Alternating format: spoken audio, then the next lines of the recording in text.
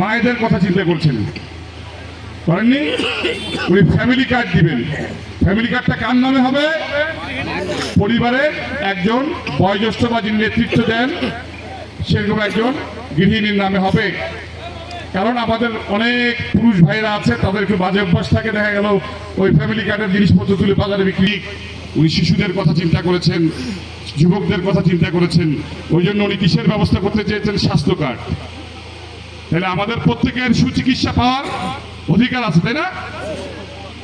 তো এগুলা কি খুব বড় বড় স্বপ্ন? এইভাবে আমাদের যে 31 দফা আছে, এই 31 দফার 8টি দফা নিয়ে আমরা আপনাদের সামনে এই নির্বাচনের আগে বললাম। বিস্তারিত বললে আরো অনেক সময় লাগবে। এগুলা কি কোনো ধোঁকাবাজি মনে হচ্ছে? তাহলে ভাই এগুলো নিয়ে কেন সমালোচনা করেন? উনি আসছেন বাংলাদেশে, উনি একটা আপনাদের সামনে তুলে ধরেছেন, আপনারা সেটা নিয়ে আলোচনা করেন।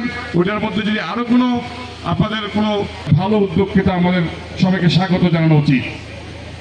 তো যিনি দেশের জন্য, দেশের মানুষের জন্য, দেশের মায়েদের জন্য, দেশের বাবাদের জন্য এত সুন্দর পরিকল্পনা নিয়ে এসেছেন, সেই বাংলাদেশ জাতীয়তাবাদী দল বিএনপি নীলফামারী 3-এর মনোনীত প্রার্থী আলহাজ শহীদ আলী, তাই না? শহীদ আলী সাহেব কেমন লোক? ভালো লোক।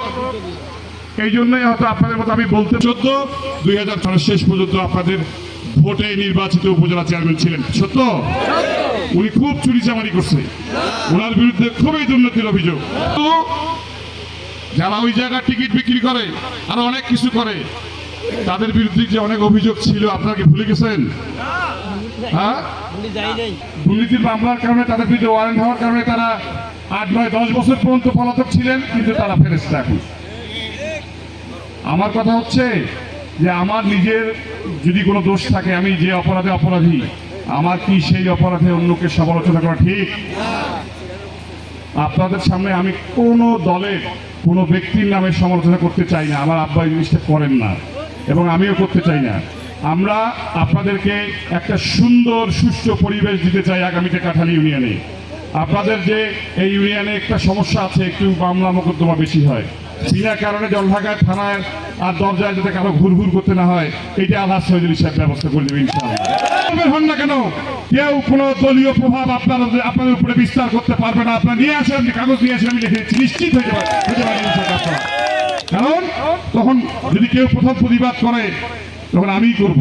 কারণ মানুষকে দেয়া কথা যদি আমরা রাখতে না পারি, আগামী এর পরবর্তী সময় যে কোনো ভোটেই যদি আমরা আসি, আপনাদের সামনে আসতে পারবো? মেয়র সাহেব আসতে পারবে? আমাদের নেতারা আসতে পারবে? তাহলে কথা দিলে। আর আমার আব্বা তো আপনাদের কাঁঠালীতে কোনো কিছুই, কোনো উন্নয়নই তো করেনি, তাই না? আপনারা একটু বলেন তো, যে আপনারা কোনো ধর্মীয় প্রতিষ্ঠান হোক, এই বিষয়গুলো নিয়ে অনেক